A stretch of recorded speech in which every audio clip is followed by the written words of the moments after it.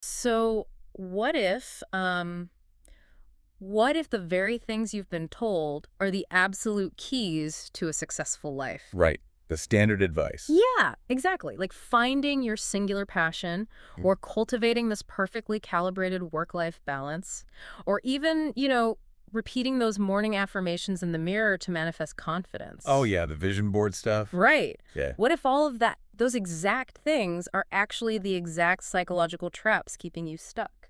I mean, it's a completely jarring premise to confront, Yeah, honestly, because we're basically swimming in this cultural soup, right? definitely. And it constantly reinforces this idea that success should, above all else, feel comfortable. Like the prevailing narrative is that achievement should just flow naturally from positive So thinking. protecting your peace, right. Exactly. Yeah. Finding your bliss. The culture basically tells you that if it hurts, well, you must be doing something wrong. But what if the actual roadmap to getting what you want out of life has, like, absolutely nothing to do with manifesting good vibes? What if the reality of achievement is actually just a series of brutal, uncomfortable, glass-swallowing sacrifices? That's a great way to put it. So today, we are taking you on this really high-energy, brutally honest, deep dive into the core philosophy of entrepreneur Alex Hormozi. And our mission here is to aggressively unpack a worldview where success isn't about those good vibes. It's about dismantling your default settings. Yeah, the default settings of comfort and entitlement.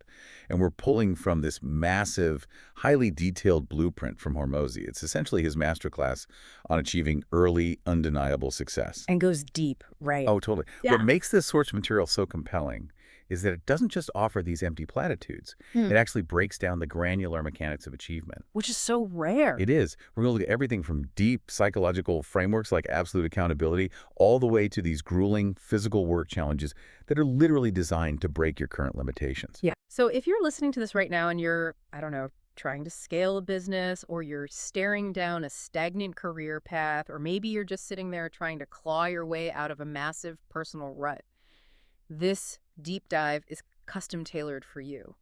We are definitely not here to coddle you today. No, absolutely not. We are offering up a roadmap built on brute force, raw competence, and undeniable proof. Let's get right into it. Yeah, let's start at the absolute baseline of this entire philosophy. Because before you can build a business, before you can build a life, really, Hormozy argues you have to pour a foundation. Right. And that foundation consists of just three incredibly uncomfortable words. It's my fault. Total uncompromising accountability. Yeah. The source material uses this structural metaphor that I love. It's like when you're digging a hole to pour the concrete for a skyscraper, the bedrock of that entire structure is the question of agency. Meaning who is in control? Exactly. Who is the source of your current situation? Hmm. Who holds the power? And if that base layer is anything but like, if you think someone else is responsible, you're basically building a skyscraper on a foundation of loose sand. Oh, wow, yeah. Because you can stack world-class marketing skills, Hmm. exceptional leadership traits, brilliant financial acumen on top of that sand. But it won't matter. Right. The moment a storm hits, the entire structure will just inevitably collapse under its own weight. Because you simply cannot build a successful life on a mechanism of blaming others. But let's dig into the why of that. Like, why is blame such a toxic structural flaw? Well, let's break down the underlying psychology of blame because it's a really fascinating defense mechanism. Okay. Basically, the human brain is hardwired to protect its ego at all costs. Right. So when you fail or you're unsatisfied with your station in life, the ego feels this sharp psychological pain. And it wants to avoid that pain. Exactly. To alleviate that pain, the brain immediately looks for an external target. Right. The moment you cast blame onto something else, you experience this temporary rush of relief. But, and this is the kicker, there is a massive hidden cost to that relief. Which is? Whenever you assign blame to an external entity, you are simultaneously transferring your own agency to that exact entity. Okay, wait, I love this analogy. It's like handing the TV remote of your life to a total stranger. Oh, that's perfect. Right, like you might be completely 100% right that they are choosing a terrible channel. They might be putting on garbage TV, but you're still the one forced to watch it. Yeah, exactly. So why would you ever want them to hold the remote? You wouldn't. And the source material provides some very specific, highly polarized examples here to illustrate this. And, I want to impartially report these examples directly from the text just because they highlight how universal this trap really is. Yeah. Right, and just to be super clear for you listening, We're not endorsing any of these political viewpoints. We're just sharing the examples he uses to explain the psychology. Exactly. So Hormozi points out that um, you might blame your parents for your lack of emotional intelligence because they didn't hug you enough as a child. Sure. Or you might look at the macroeconomic environment and blame political forces across the entire spectrum. Like some people might blame Donald Trump's tax laws, Right. or they might blame Barack Obama's economic policies, or maybe they blame the, woke left for changing corporate culture. It's all the same mechanism. Exactly. The political flavor literally doesn't matter. Yeah. The psychological mathematics are identical. The core takeaway is that blaming an external force, absolutely no matter what that force is, makes you a subordinate subject to that force. You're basically saying they control my life. Right. You have officially declared that they control your outcomes, not you. And this brings up that famous Zig Ziglar quote, Hormozi references, which is just brilliant. You can either be right or you can be rich. Yeah, that hits hard. It really does. And rich here is expansive, right? It means successful, fulfilled, physically capable. Like you can absolutely be factually correct that your parents treated you terribly. Yeah. Or you can be empirically right that the economy is totally stacked against you. But if you cling to being right, you forfeit the leverage you need to actually change your circumstances. You win the argument in your own head, Yeah. but you lose the actual game of life. Which is wild. And let's ground this in reality because Hormozi actually shares this deeply personal story in the source material about when this concept finally snapped into focus for him. Oh, the college essay story. Yes. So he was, I think, 19 years old, taking this intro to psych class in college, and the assignment was to write an essay about depression, but specifically from someone else's perspective. Right. And up until that point, he openly admits he was just this equal opportunity angry person. He held a tremendous amount of resentment toward his mother. Like, he blamed her for all his own relationship issues and his inability to get close to people. But the assignment forced this massive cognitive shift for him. Because he had to write this essay from his mother's perspective, he was forced to actually inhabit her reality for the first time. Yeah, he had to map out her struggles. Exactly. She was an immigrant coming to the U.S. in the 1950s. So he wrote about the profound isolation of not speaking the language, the physical bullying she endured, the immense prejudice she faced every single day. And as he was writing it, the whole framing of her life just shifted in his mind. Right. He realized that, given the incredibly brutal starting line she was forced to start from, the fact that she had built any semblance of a life at all meant she was actually a massive success. It just completely shattered his entire narrative. And the story goes that the next time she said something that normally would have triggered a massive blowout argument between them, he didn't fight back. Yeah. He just looked at her and said, I understand you, and I'm so sorry you had to go through that. And she just broke down bawling. That's incredibly powerful. But, the real mechanical breakthrough for him wasn't just repairing that relationship with his mom. Right. It was the sudden realization that by blaming her for his own commitment issues, he was actively letting his mother dictate his current love life. He handed her the TV remote. Exactly. He was letting a woman who struggled to adapt to America in the 1950s control a 19-year-old's romantic decisions in the modern day. He realized the sheer absurdity of holding on to that blame. It's a mathematical error in the formula of his life. So he took his agency back. He decided, it is entirely on me to change how I relate to people. But here is the brutal catch to this whole philosophy. There's always a catch. There is. The moment you take the remote back, the moment you finally look in the mirror and say, it is my fault I'm exactly where I am, you are stripped of all your psychological armor. Yeah, you are immediately confronted with a very cold, very uncomfortable reality check. You realize you're in the driver's seat, but you have absolutely no idea how to drive the car. None. You don't know the route. You don't know how the pedals work. And that paralyzing lack of knowledge introduces our next major concept from the material, which is just mind-blowing, the crushing invisible tax known as ignorance debt. Ignorance debt. This is such a phenomenal framework. It completely rewired how I view my own bank account, I'm not going to lie. Oh, same here. So ignorance debt is defined as the literal calculable financial cost of what you do not know but should. Okay, let's slowly unpack the math on this, because when it sinks in, the implications are just staggering. Okay, so let's say your stated goal in life is to make $1 million a year. But currently, in your actual reality, you only make $50,000 a year. Right. Hormozi's framework argues that you are actively paying reality a $950,000 tax every single year. You are being billed nearly $1 million annually simply because you lack the specific skills required to generate that money. I mean, just think about the mechanics of that for a second. As a society, we obsess over cutting these tiny, minor expenses. Oh, yeah, constantly. You sit at your kitchen table agonizing over canceling a $15 Netflix subscription to save money. You pat yourself on the back for buying generic cereal to save $2. You think you're being so financially responsible. Right. Meanwhile, ignorance debt is like this invisible, astronomical subscription fee that is actively draining hundreds of thousands of dollars from your potential net worth every single month. And it never shows up on a credit card statement, so you just ignore it. Exactly. But you are silently bleeding capital because of the skills you refuse to sit down and learn. It is the ultimate hidden cost of existing in the modern economy. And to understand how to actually pay down this massive debt, we have to look at the cognitive science of learning. Okay, lay it on me. We have to distinguish between two very different types of knowledge. Yeah. Declarative knowledge and procedural knowledge. Declarative versus procedural. Right, so declarative knowledge is knowing about a concept. It's totally theoretical. For example, knowing that private equity firms buy and sell companies, or knowing that running targeted Facebook ads can generate leads for a local business. Right. It's like being able to pass a multiple choice test on a subject. It's reading the textbook. Exactly that. But procedural knowledge, that is knowing how to actually execute the task in the physical world. The actual doing of it. Yes. It's the ability to sit down at a blank computer screen, build the ad campaign from scratch, write the persuasive copy, analyze the click-through rates, and actually generate a positive return on investment. And the catastrophic mistake most people make is confusing the two. Oh, all the time.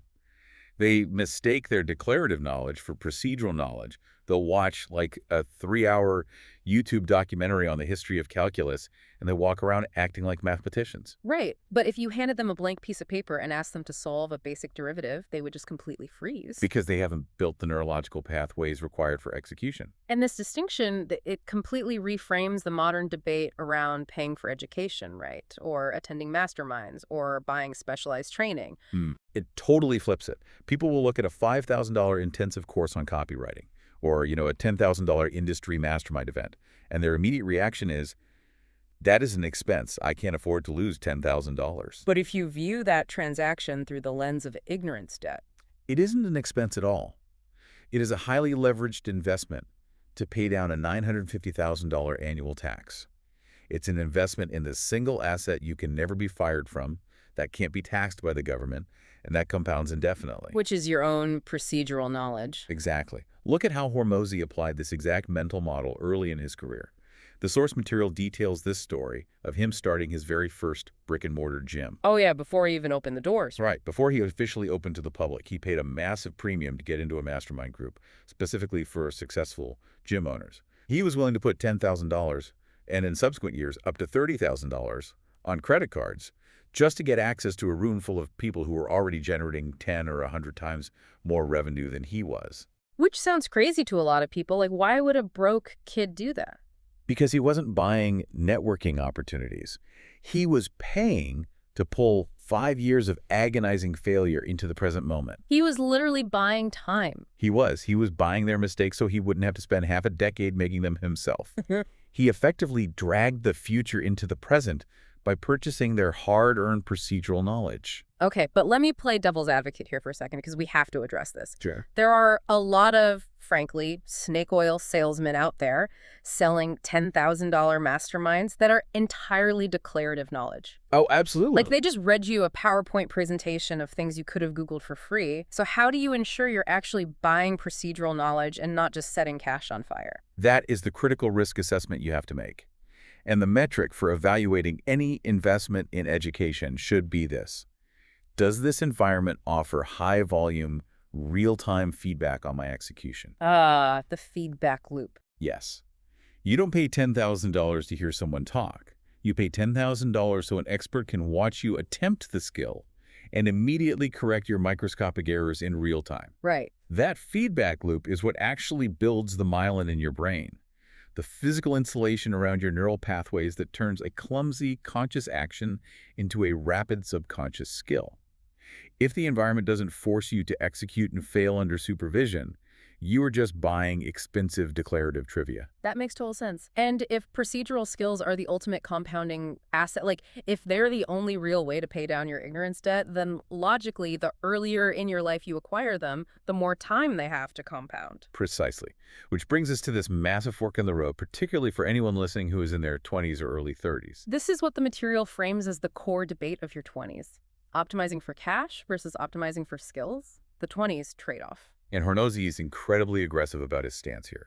He argues that your 20s must be ruthlessly defended as a season of learning rather than a season of earning. Which goes against every societal pressure to immediately show off a high salary right out of college, right? Like everyone wants to flex on Instagram that they're making six figures at 23. Totally. And the material shares a very telling anecdote about an 18-year-old video editor who applied to work for Hormozi's company. Okay, tell this story because it perfectly illustrates the trap. So to give you context, Hormozi's media apparatus is a globally recognized juggernaut. The sheer volume of content, the rigorous feedback loops, the access to cutting-edge retention metrics, the level of procedural knowledge this kid would have acquired by working in that specific ecosystem would have been astronomical. He would have emerged 5 years later as one of the most lethal editors in the entire industry. Without a doubt. But the 18-year-old demanded a $100,000 starting salary. Because he likely had another offer on the table for that amount, right? Some tech startup with venture capital to burn probably offered him six figures. Likely so.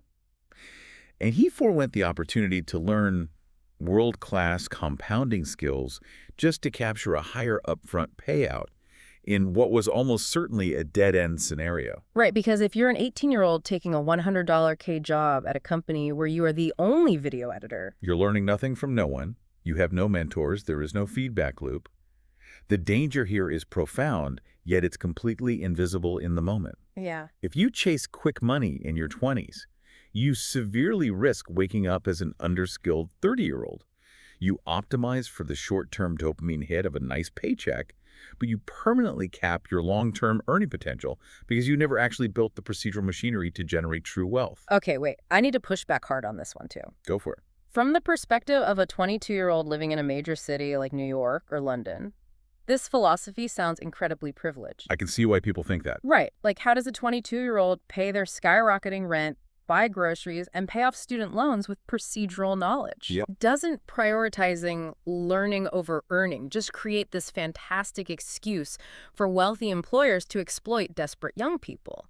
Where is the line between a valuable skill-building apprenticeship and just being a sucker who is working for free? That is the exact friction point of this philosophy, and it requires a very nuanced distinction. Hormozi is not advocating for mindless, exploitative labor. Okay. If a company asks you to work for minimum wage to fetch coffee, organize filing cabinets, or do repetitive data entry that teaches you absolutely nothing about how the business actually generates revenue, you are being exploited. Right, because you aren't acquiring any assets in that scenario. Precisely. You are a sucker in that scenario. But, and this is the key, if you strategically place yourself in a high-volume, high-pressure environment where you are given access to the actual levers of the business. Like what? Like where you are allowed to write copy that gets sent to 1 million people, or you're allowed to sit in on high-stakes sales calls, or you're managing a massive advertising budget. In that scenario, you are no longer being exploited. You are actually the one exploiting the employer. Oh, that's an interesting flip. Right. You are using their financial resources, their brand reputation, and their willingness to absorb the cost of your inevitable failures as your own personal risk-free training ground. You are extracting world-class skills that will eventually allow you to 10x your earning potential, and they are subsidizing your education. So you have to audit a job offer not just by the dollar output, but by the skill output. Exactly. You have to ask yourself, in 3 years, will the skills I am forced to learn in this specific chair make me indispensable to the marketplace? That is the only question that matters in your 20s. Yeah. And this pragmatic approach ties directly into another piece of modern cultural wisdom that Hormozi absolutely tears to shreds. And let me guess. Follow your passion. You got it. He argues that passion is this vague, fickle emotion, and frankly, it's a luxury you cannot afford when you are starting out with a massive mountain of ignorance debt. So what are you supposed to do instead? Instead of waiting around for a divine spark of passion, you have to use whatever emotional fuel you currently have in the tank to start building skills. And he means any fuel, right? Even if that fuel is incredibly dark. Oh, absolutely. Like even if it's anger or deep-seated shame or just a desperate, burning biological desire to not be poor anymore. Yes. Hormozi openly admits in the text that his primary passion was not fitness when he started his first gym. Right, which is wild considering he built a fitness empire. Exactly. His passion was a terrifying fear of returning to his hometown of Baltimore as a failure and proving his dad right. That was the engine. You do not need pure altruistic intentions to start building momentum in life. You just need motion. Right. The culture tells us that we must find our passion first, and then competence will naturally follow. But Hormozi flips the causality entirely. Competence creates demand, and demand creates passion. Look at the genesis of his entire career, which started in a random pizza shop. I love this story because it is so incredibly unglamorous. It really is. So he's working as a management consultant right out of college, miserable, working insane hours. But he happens to be a state record powerlifter in his spare time. Right. He's in this local pizza place, and the woman behind the counter starts chatting with him and asks for some help with her diet, purely because she could physically see he knew what he was doing in the gym. She saw the competence. Exactly. So he spends an hour sitting in a booth, just giving her practical procedural knowledge about macronutrients that he had acquired by testing it on his own body. And at the end of the conversation, she pulls out her personal checkbook and hands him a check for $200. And he was completely stunned by it. Stunned. Because the transaction wasn't born out of a grand, manifested vision to build a global fitness empire. It was purely mechanical. Right. He learned a difficult skill through his own trial and error. He got exceptionally good at it. He carried physical evidence that he was good at it. Someone recognized that competence and asked for help. He delivered the procedural knowledge, and he was compensated. That fundamental feedback loop, acquire skill, demonstrate competence, receive reward, is the genesis of his entire career trajectory. But let's pause here because this creates a massive psychological hurdle for people. Okay, what is it? Well, if the only way to build competence is to start learning tough procedural skills from scratch, that means you're going to spend a significant amount of time being absolutely terrible at them. Oh yeah, you're going to suck. You are going to look foolish. You are going to fail publicly. So if society tells us we need to be confident to succeed, how on earth are you supposed to feel confident when you are starting out and, for a fact that you are terrible? The brutal answer is you don't, and you shouldn't. And that realization forces us to dismantle one of the most pervasive myths in modern self-help, the delusion of confidence. This entirely wrecks the fake it till you make it culture. It obliterates it. Hormozi's stance is that confidence without empirical evidence is literally just a psychiatric delusion. Let's look at how society currently approaches the concept of confidence, right, Paul? Yeah. We're told to stand in front of a mirror every morning, look ourselves in the eye, and repeat affirmations. We're told to visualize ourselves closing the massive deal or standing on the Olympic podium. The underlying assumption is that confidence is an emotion you can just conjure out of thin air if you just think positively enough. But mathematically speaking, confidence is not an emotion. It is a statistical prediction. A prediction. Yes.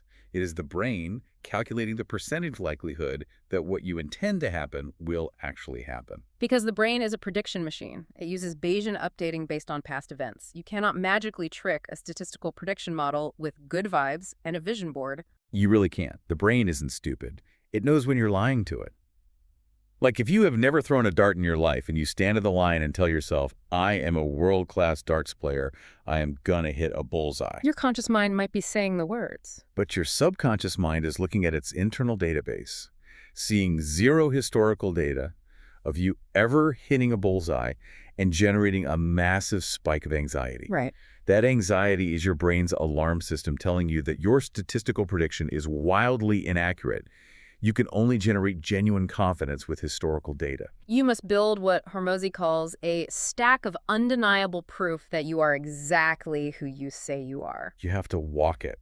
repeatedly before you ever open your mouth to talk it. Using morning affirmations to build confidence for a procedural skill you do not possess is it's like a guy standing in his bathroom, hyping himself up, beating his chest, looking in the mirror and saying, I am an elite aviator. Right. And then immediately stepping into the cockpit of a commercial Boeing 747 with 300 passengers on board. It's absurd. You can beat your chest and manifest all you want, but if you haven't put in thousands of hours in the flight simulator, you are going to crash that plane into a mountain. Exactly. Staring at the mirror doesn't build confidence. Reading the excruciatingly dense flight manual, logging the simulator hours, and memorizing the emergency protocols, that is what builds real, undeniable confidence. Because true confidence is merely the byproduct of experience, and experience is the byproduct of sheer, unapologetic volume. You have to be willing to survive the phase where you suck. Which brings us to my absolute favorite story in the source material. It's hilarious and deeply humbling, and it perfectly illustrates this. Oh, his very first sales call. Yes, I was cringing physically reading this part. It's so bad. So, he's at a gym. He has absolutely zero formal sales training, and his boss points to a prospective client and just says, go sign her up. Trial by fire. Exactly. Yeah. So he walks over, feeling completely out of his depth. The prospect asks how much the membership is. He nervously says it's $150. The prospect looks at him and says, okay, sounds good, but I left my credit card at home. I'll be back later. Classic brush off. Right. But Hormozi, trying to project this fake confidence, just smiles and says, cool, and literally holds the door open and lets her walk out. He genuinely assumed the sale was a closed deal. He didn't understand the fundamental mechanics of objection handling or securing a commitment. He walks back over to his boss, who happens to be standing there with a group of veteran, hardened gym owners. Hormozi proudly announces that she is going home to get her card and will be right back. And the entire room of veterans just erupts into uncontrollable, tear-inducing laughter at how remarkably clueless he is. They knew she was never coming back. He was the punchline of the entire gym. It is the classic, humiliating, rocky cutscene that every single successful person has to endure when they're acquiring a new procedural skill. But the defining characteristic of this story isn't that he failed. It's that he survived the humiliation. He didn't quit and decide he just wasn't a sales guy. He analyzed the failure, he learned the actual mechanics of a sales framework, and he did it again. This illustrates a profound psychological principle found in the text. Action alleviates anxiety. Yes. When you are consumed by anxiety about your future or your lack of skills, the only coping mechanism that actually alters your reality is forward action. And critically, focusing your mind entirely on the inputs rather than the outputs. That is the essential pivot for anyone in the beginning stages of building their stack of proof. It is. Beginners obsess over the outputs. They stare at the dashboard wondering, how many sales did I close today? How many followers did my video get? How much weight did I lose this week? But you have zero direct control over the outputs. None. The universe dictates the outputs based on a million different variables. You only control the inputs. How many cold calls did I physically dial? All right. How many times did I rehearse my script? Did I go to the gym for 45 minutes?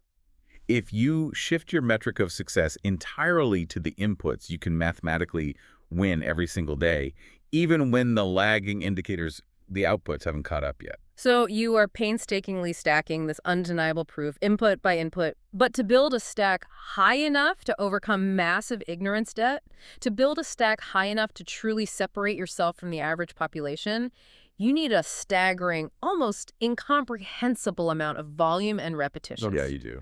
And to achieve that specific volume, you have to completely and utterly shatter your normal societal concept of a standard work week. Which brings us to the crucible of Hormozi's philosophy, the physical reality of what he calls glass swallowing. The 12 by 30 challenge, this is the ultimate brutal, practical application of everything we have talked about so far. It's intense. It is simple on paper, but terrifying in reality. Working 12 hours a day, focused purely on high-leverage inputs for 30 days straight with 0 weekends off, 0 cheat days, 0 breaks. It sounds extreme to the modern ear, and it is intentionally extreme.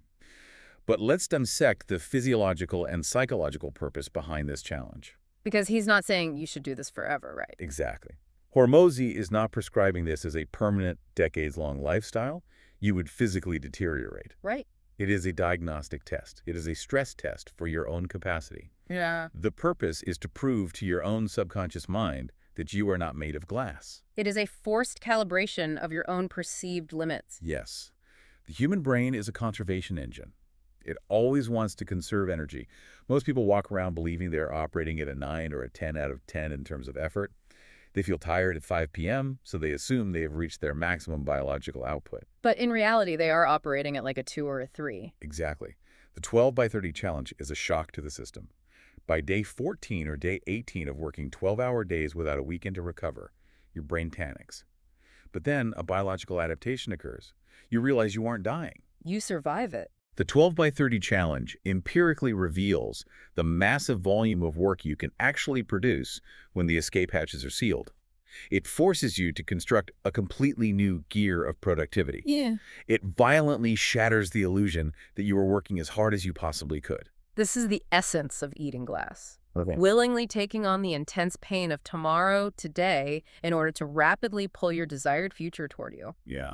But we have to address the massive glaring objection here. The question everyone listening is screaming in their heads right now. What about work-life balance? Exactly. If you operate like this, won't you just burn out into a husk? Won't you lose your partner, alienate your family, and lose all your friends? It is the most common objection, and Hormozi's stance on this is unapologetically blunt. Honestly, it borders on offensive to modern sensibilities. Let's hear it. He argues that balance is a mythological trap if your stated goal is to be exceptional. Look at the etymological root of the word mediocrity. It literally derives from the Latin mediocris, meaning halfway up the mountain. It means being in the middle. It means being balanced.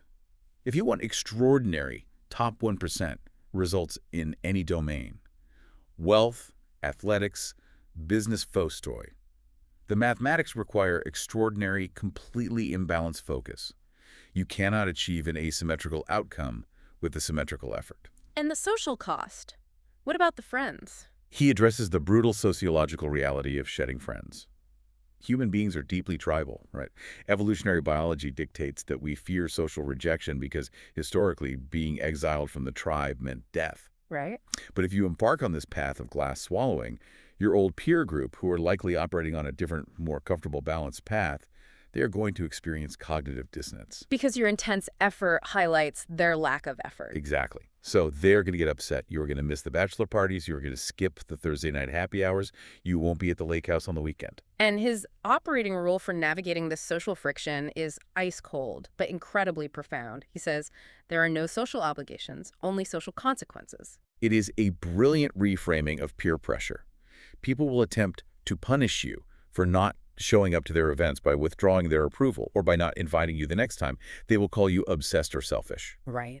But if you didn't want to go in the first place because sitting at a bar for 4 hours actively distracts you from paying down your ignorance debt, that consequence is actually a strategic win. Wow.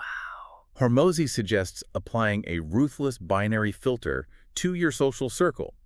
Does this specific person increase or decrease the mathematical likelihood of me reaching my goals? And if they continually decrease it by demanding your time for low-leverage activities? They are effectively acting as an enemy to your future self, regardless of how long you have called them a friend. It is the crab in a bucket mentality. Yes, perfect analogy. The moment one crab tries to climb out of the bucket to escape, the other crabs will literally reach up and pull it back down into the mass.